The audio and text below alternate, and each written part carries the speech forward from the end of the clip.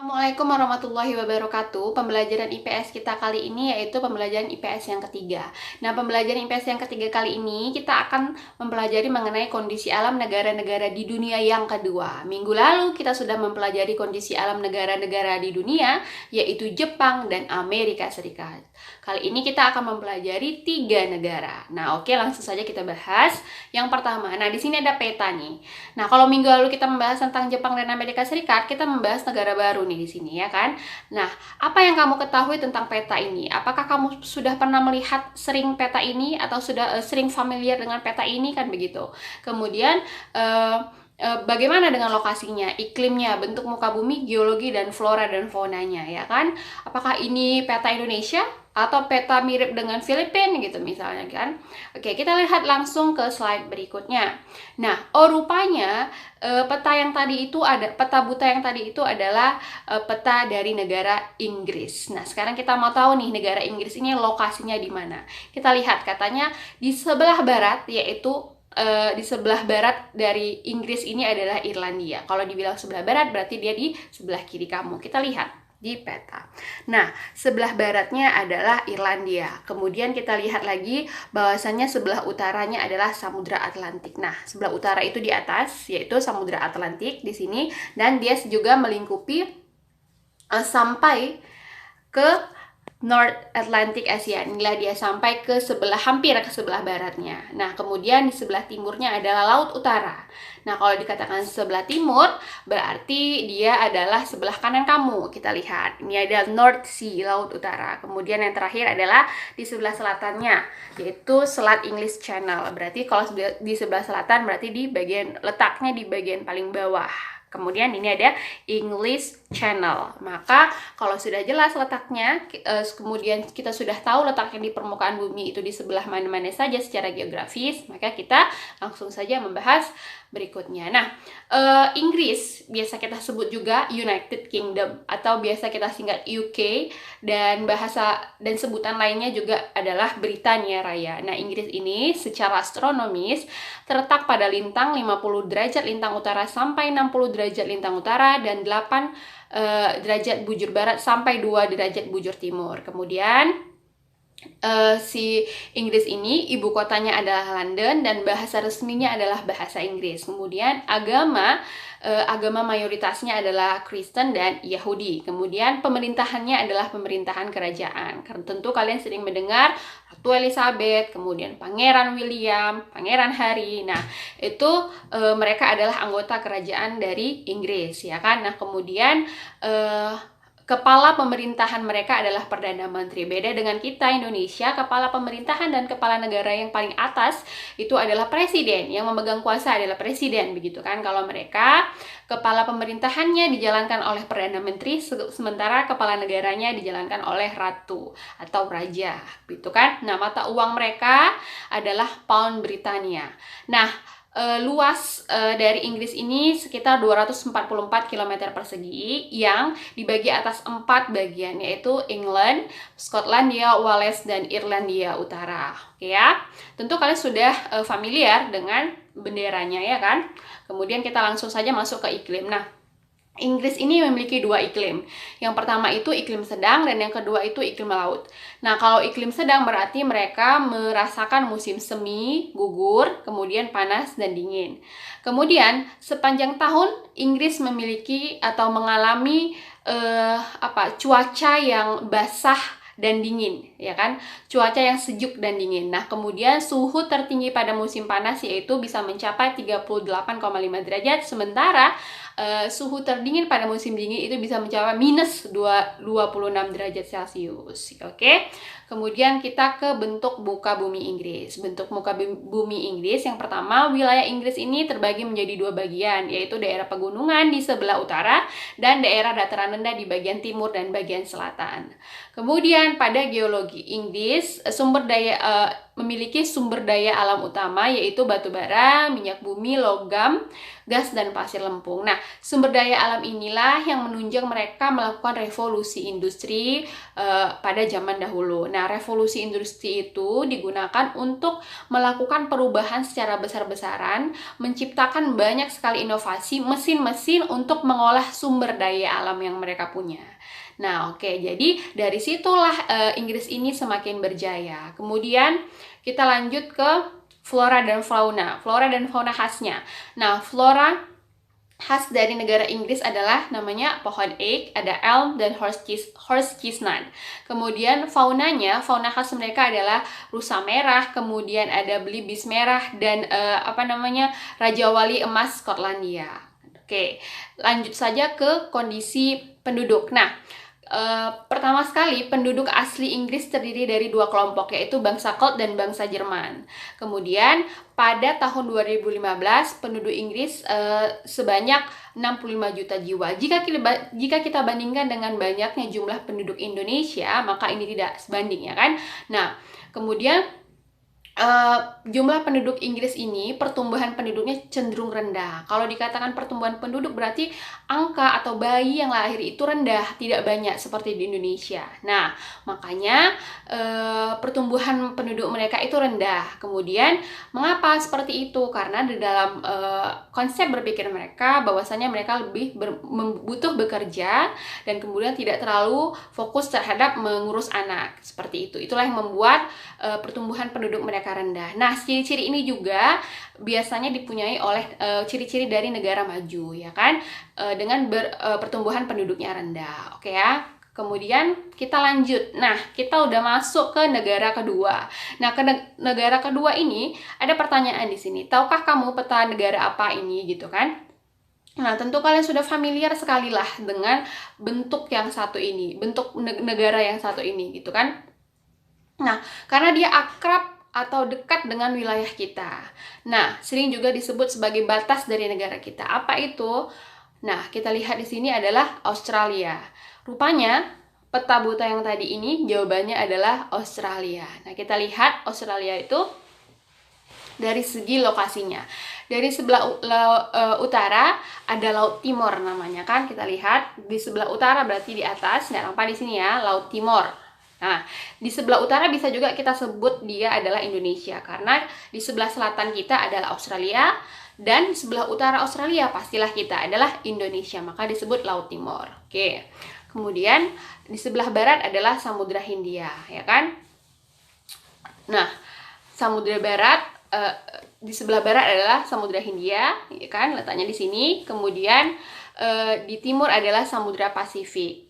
Dan kemudian di sebelah selatan di bawahnya adalah Hindia, Samudra Hindia. Oke ya, kita lanjut. Nah, kemarin tentu kalian masih ingat apa yang sudah Ibu jelaskan, bahwasanya negara Australia adalah satu-satunya, benua Australia adalah satu-satunya benua yang sekaligus juga menjadi sebuah negara, gitu kan? Tetapi Australia memiliki beberapa bagian, ada 8 bagian negara Australia.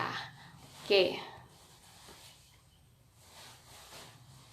Kita lanjut, bahwa letak astronominya adalah di 10 derajat lintang selatan sampai 43 derajat lintang selatan dan 113 derajat bujur timur sampai 153 derajat bujur timur. Nah, kemudian Australia ini terdiri dari 8 negara bagian. Apa itu? Australia Utara, Australia Selatan, Australia Utara, Australia Selatan, ada Queensland, ada New South Wales, Victoria, ya kan?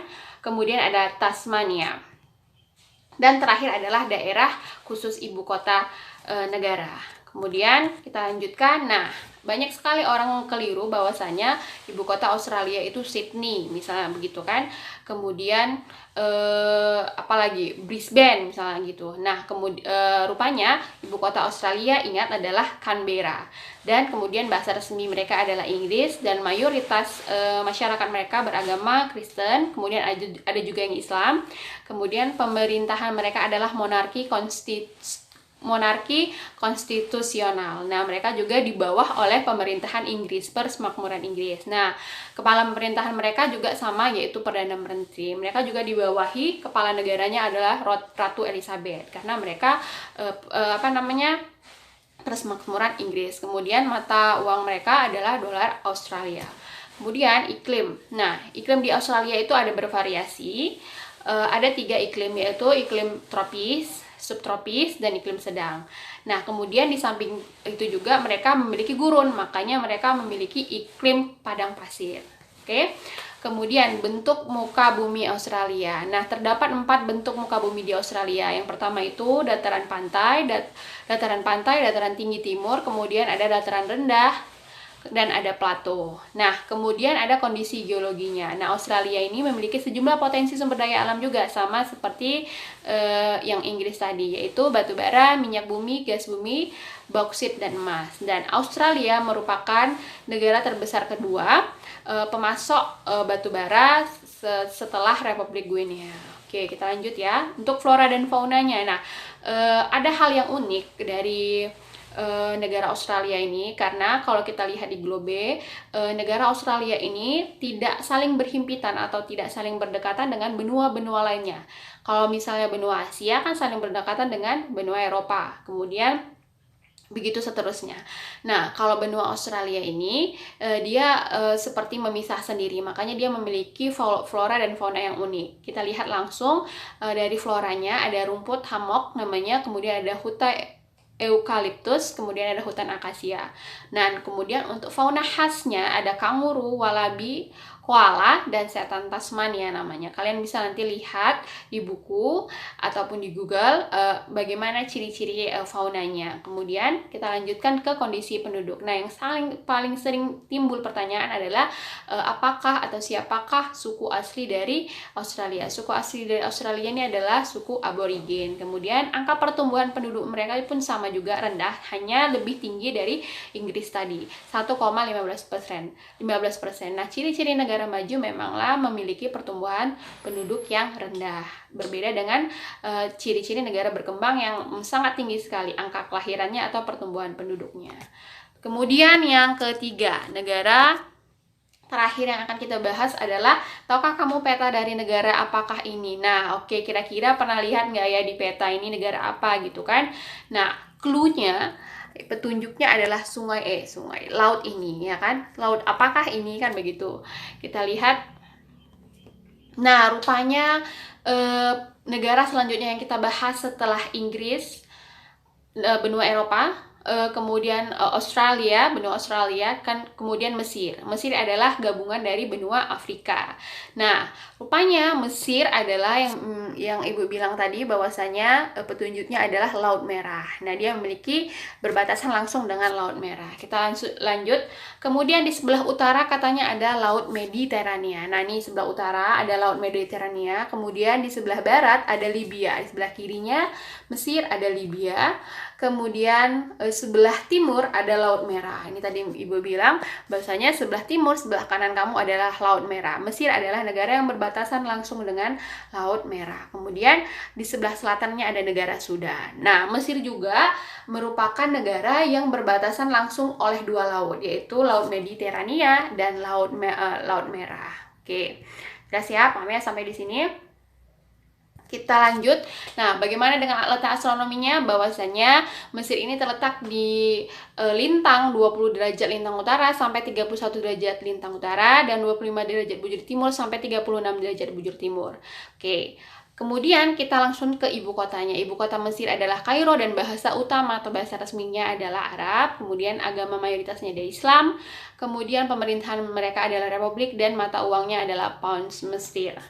Oke, nah ini yang menarik sekali dari Mesir yang harus kita bahas, bahwasannya Mesir, mana tadi batanya? Oh, ini Mesir ini ada satu fenomena unik di dalamnya. Kemudian dia memiliki terusan namanya. Nah, terusan inilah menjadi jalur penghubung internasional dari benua Eropa menuju benua Asia. Nah, posisi Mesir menjadi sangat penting karena adanya terusan Suez namanya. Bisa kalian lihat bentuk muka terusan Suez ini kalau kita besarin seperti ini. Jadi dia seperti aliran air yang dibuat untuk transportasi laut. Ya kan? Kemudian kalau kita lihat di peta, nah yang bergaris merah inilah merupakan terusan Suez namanya. Itulah yang dibuat alirannya seperti aliran sungai atau kanal namanya, untuk dilaluinya kapal-kapal, ya kan, yang mau dari benua Eropa menuju dari Laut Mediterania, dari sebelah utara menuju melewati terusan Suez, kemudian bisa sampai ke benua Asia. Kemudian terusan Suez ini memperpendek jarak dari Eropa ke negara Asia. Sebelum adanya terusan ini, perjalanan laut dari Eropa harus mengelilingi dulu benua Afrika untuk sampai ke benua Asia. Makanya Ibu bilang kenapa terusan Suez ini sangat penting bagi Mesir, atau perannya di bagi transportasi laut, karena dia bisa memperpendek jarak tempuh dari benua Eropa menuju ke benua Asia. Jadi yang tadinya harus keliling ke benua Afrika, kita bisa langsung sampai ke benua Asia dengan melalui terusan Suez ini, gitu ya. Oke, kalian bisa cari tahu mengenai terusan Suez ini, apa uniknya dari terusan Suez ini. Nanti kamu bisa lihat-lihat, kulik-kulik di Google ya. Oke, kita langsung saja ke iklim. Nah, oke. Iklim Mesir ini memiliki dua iklim, yaitu iklim gurun dan iklim subtropis. Nah, kemudian hanya terdapat dua musim di Mesir, yaitu musim panas dan musim dingin. Musim panasnya bisa mencapai sampai 45 derajat Celcius, sementara musim dinginnya bisa mencapai 9 derajat Celcius. Kemudian di Mesir, bentuk buka buminya sebagian besar adalah gumuk pasir, gurun, dan sungai Nil yang terkenal. Kemudian hasil geologi dari sumber daya alam Mesir ini berupa minyak pasti, gas bumi, dan kemudian karena dia banyak gurun, dia banyak memasok garam. Kemudian kita lanjutkan ke flora dan faunanya. Nah, flora dari Mesir ini, Mesir tidak banyak ditumbuhi oleh tanaman atau flora yang beraneka ragam. Tetapi hanya sebatas pohon-pohon kering, karena kebanyakan Mesir adalah sekumpulan dari gurun. Oke, nah kemudian penduduk asli Mesir adalah terbagi menjadi 3 kelompok, yaitu orang Nubian, orang Hamid, dan orang Arab. Nah, oke, selanjutnya di sini ada tugas dan soal, yaitu mencatat kembali materi ini di buku catatanmu, tetapi peta dan benderanya tidak perlu kamu gambar. Kemudian ada soal, carilah, tuliskan masing-masing 5 perbedaan dari setiap negara yang sudah kita bahas tadi. Dari negara Inggris, bagaimana perbedaannya dengan Australia, kemudian bagaimana perbedaannya juga dengan Mesir. Kalian cari 5 perbedaan dari setiap negara, jadi totalnya ada 15 ya. Oke, mudah sekali. Kemudian di sini juga ada tata cara mengumpulkan tugas. Ingat, bagian paling atas harus kamu tulis nama kamu, kemudian kelas, kemudian tanggal. Kemudian juga kamu harus menulis kembali soalnya dan foto tugasnya lalu kirim ke WA pribadi Ibu sampai dengan jam 5. Oke ya. Demikian pembelajaran kita kali ini. Wassalamualaikum warahmatullahi wabarakatuh.